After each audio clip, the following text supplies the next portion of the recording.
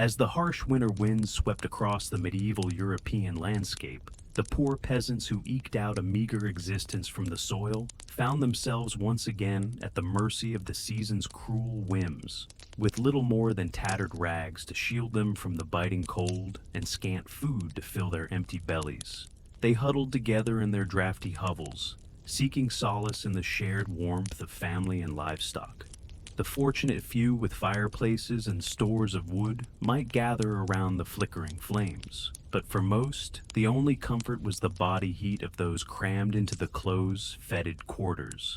The pungent stench of unwashed bodies mingled with the steam of cattle breath, creating a uniquely medieval winter perfume that must have been as much a trial as the cold itself. Even the highest-born nobles, for all their thick furs and grand feasts, were not immune to the icy grasp of winter.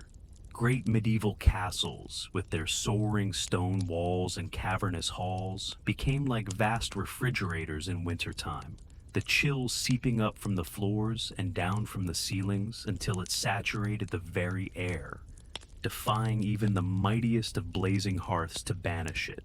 There are tales of royal winter woes that make one shudder in sympathy. In the 15th century, Queen Elizabeth Woodville, consort of King Edward IV of England, was said to have actually frozen to death in her own chambers one uncommonly frigid night. Though records are murky and much embellished, one account claims that despite being swaddled in heavy robes and furs, the poor woman succumbed to the deep cold and was found in the morning frozen stiff as a board. Whether the story is true or not, it certainly illustrates the perilous nature of winter for even the most privileged. Kings and queens might avoid the gnawing hunger and squalid conditions of their low-born subjects, but in some ways, the hazards of the season were a great equalizer. After all, royals could no more command the elements than they could live without air. The chill found its way into even the most luxurious of medieval bedchambers. And so, as the days grew shorter and the nights ever darker and more frigid, the whole of medieval society braced itself for the annual onslaught of winter's wrath. From the lowliest cotter to the loftiest lord, a sense of grim endurance seemed to settle upon the populace, a knowledge that the only way out was through. Stores of grains and salted meats were checked and rechecked, every scrap of wood and kindling jealously hoarded, and heavy woolen garments donned in stoic anticipation. The only spark of levity and hope in the whole bleak affair came with the Christmas festivities surrounding the feast of St. Stephen on December 26th. For a few merry days, the normal social order was gleefully upended as a lord of misrule was appointed from among the peasantry to preside over a boisterous array of feasts, dances, games, and general mischief. With bellies full of ale and wine, faces flushed from the press of bodies and the exertions of revelry, the common folk could, for a brief shining moment, forget the long privations of winter and revel in the joys of life and community. One can imagine the scenes of boisterous celebration erupting in halls and public squares across the land, the raucous laughter, the wheezing of reed pipes and fiddles as the people capered about in a whirling kaleidoscope of color and mirth. For once, serf and nobleman mingled freely, the usual lines of class and station erased in the spirit of goodwill and fellowship. The lord of misrule, perhaps a puffed-up young peasant lad with stars in his eyes, issued grandiose proclamations and ridiculous decrees to the delight of all. It must have been a heady thing, that burst of misrule and saturnalia amid the bleakness. But, as with all things, the festive season was but a temporary respite, the eye of the storm. As the Yule log burned down to embers and the last wassail bowl was drained, the people drifted back to their hearths, and the aching cold darkness once more descended. The gaiety of St. Stephen's Day and the Lord of Misrule's brief shining reign were replaced again by the grim business of survival as winter tightened its grip for the next interminable stretch of months. Time seemed to slow to a frigid crawl, with the land frozen and unworkable, and little for the rural peasantry to do but hunker down and pray for deliverance. Huddled together in their crude shelters against the killing cold, They must have despaired of ever again feeling the kiss of spring's warm breath upon their faces. But even the cruelest winter cannot last forever, and indeed, the first greening shoots of new life were already straining up beneath the frozen ground, biding their time. For those who endured, who clung to hope and to each other through the darkest days and coldest nights, the thaw would come again. The sun would return to the sky, the blood quicken in the veins, and the world slowly shed its grays and whites for a burgeoning riot of color. On Plough Monday, just after Epiphany, the land could again be tilled, and the great wheel of the agricultural year would creak back into motion. The people would emerge, blinking into the pale but gathering light of spring, leaner and deeply tired but alive and glad of it. Fields would be furrowed, seeds planted, flocks driven out to graze on new grass, and the whole merry dance of life would begin anew. But that was yet to come. For now, the cruel heart of winter beat on, and the people of the Middle Ages steeled themselves once more to weather its icy reign. They drew what comfort they could from their rough woolen cloaks, their smoky hovels, their scant stores of food so diligently laid by, but most of all, from each other. In a world so beset by hardship and peril, where the very season seemed intent on crushing the life from their bones, they endured, as they always had, together. Lords and peasants, young and old, shivering and hoping beneath the same leaden winter sky, waiting for the spring that must someday come. And so, they hunkered down in the darkness and the cold, listening to the mournful howl of the wind and the groaning of the ice, spinning what tales and weaving what dreams they could to while away the long winter nights. Perhaps they imagined a future where the winters were kinder, the hearths warmer, the bellies fuller, a world their shivering hands and frozen bones might build for the generations to come. Or perhaps they simply held fast to what scraps of light and hope they could muster in the moment, knowing that even the longest winter must someday yield to spring. In the face of such brutal conditions, the strength of the human spirit to endure and keep faith in brighter days ahead is truly a marvel. One cannot help but feel a swell of admiration for the fortitude of our medieval forebears, who faced each bitter winter as an indomitable foe and emerged year after year to greet the spring on the other side. Let us then tip our hats to those long ago lords and peasants who suffered much and yet endured still more. In our modern world of central heating and on-demand grocery deliveries, it can be easy to forget the hardships they faced as a matter of course. But as we drift off to sleep in our warm beds, perhaps we can spare a thought for those huddled medieval masses and marvel at the strength that carried them through winter after winter, waiting for the light's return. In a world so often cold and dark, such enduring hope and resilience is a fire that cannot be quenched, burning on from their distant hovels to our own night-swaddled rooms. May we keep that flame alive in our hearts, come what winter may. As the long winter months dragged on, medieval folk looked forward to any opportunity to lift their spirits and foster a sense of community and goodwill amidst the hardships. One such beacon of hope was the Feast of St. Stephen, celebrated each year on December 26th.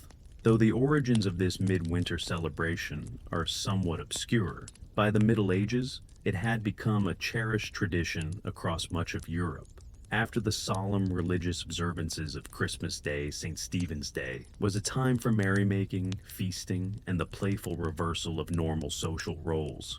Central to the festivities was the custom of misrule, where a peasant or commoner would be appointed Lord of Misrule for the day, and granted the power to command their social superiors.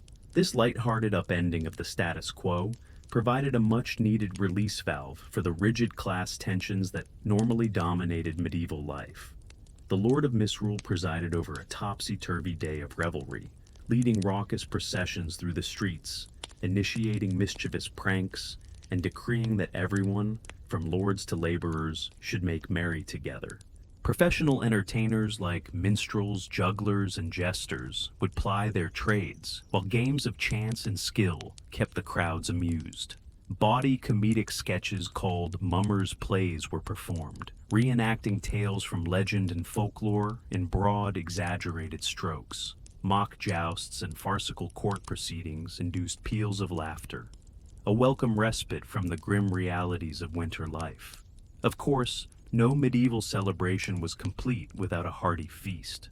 On St. Stephen's Day, the Lord of Misrule could insist that the wealthy provide food and drink for the whole community, a charitable gesture that fostered goodwill and fellowship among all. Roasted meats were the centerpiece of the feast, from geese and capons to the traditional roast boar's head, marched in with great fanfare. Mincemeat pies, heavy with dried fruit and spices, offered a sweet treat, while the wassail bowl flowed freely, the warm spice cider bolstering everyone's spirits. One can almost hear the laughter and lively chatter ringing through the halls, rising above the blustery winter winds outside. For one brief shining day, the hardships of winter faded into the background as the community came together in a spirit of joy and camaraderie.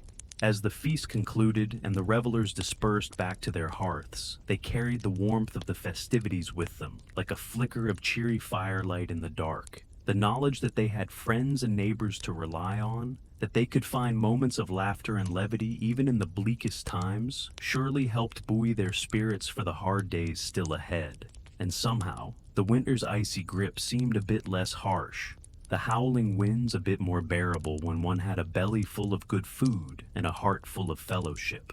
The Feast of St. Stephen was a timely reminder that even the deepest darkness of winter would eventually yield to the first hopeful stirrings of spring. Those fragile shoots of new life began to tentatively emerge as the winter snow receded and the frozen ground began to thaw. Across the countryside, watchful eyes eagerly scanned for the appearance of snowdrops, those valiant little flowers that poked their fresh green stalks and delicate white blooms through the melting slush. Their arrival heralded that the long night of winter was finally ending, and the season of rebirth approaching. In villages everywhere, weary folk rejoiced to see the first hints of color and vitality returned to a landscape that had been shrouded in icy white stillness for so many months.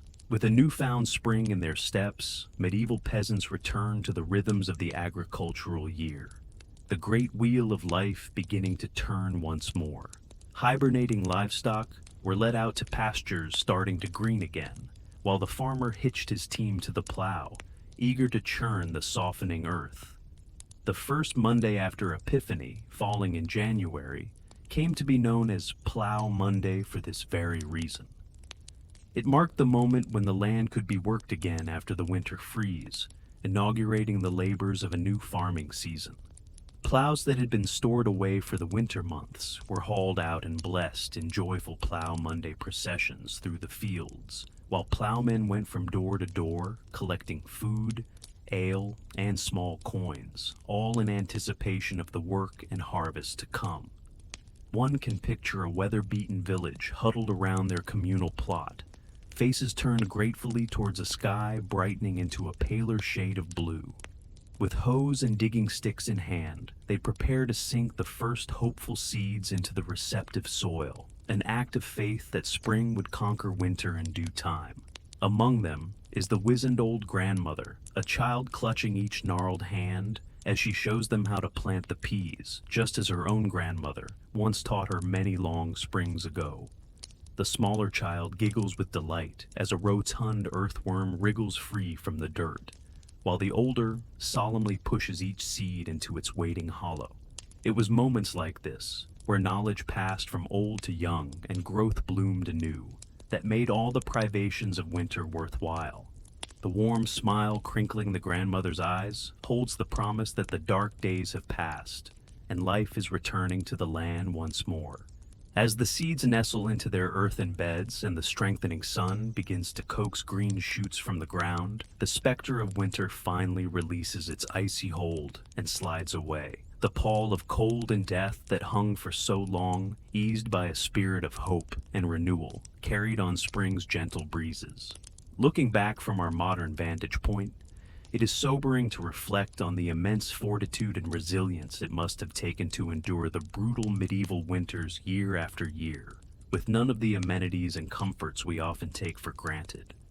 Their very survival through to spring was a feat worthy of marvel, and yet, in the midst of unimaginable hardship, medieval people still managed to find cause for hope, joy, and celebration. The warmth of community, the promise of spring, the restorative power of laughter and fellowship. These were the lights that guided them through winter's darkest depths.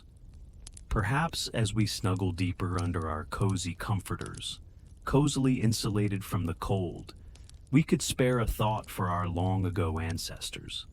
The next time the winter wind rattles our windows and we grumble at the chill, we might pause and smile wryly, recognizing that our winter woes likely pale in comparison to what they faced year after year, century upon century. And as we drift off to sleep, we can carry the knowledge that we, too, possess an ember of that same invincible summer that burned in the hearts of medieval folk. The assurance that spring always returns and life goes on, no matter how dark the winter night. So, as the last light fades and the wind whispers a lullaby against the pane, I invite you to let your imagination wander back through the ages, to walk alongside those distant ancestors as they triumphed over winter's icy reign. May their courage and indomitable spirit inspire your dreams tonight.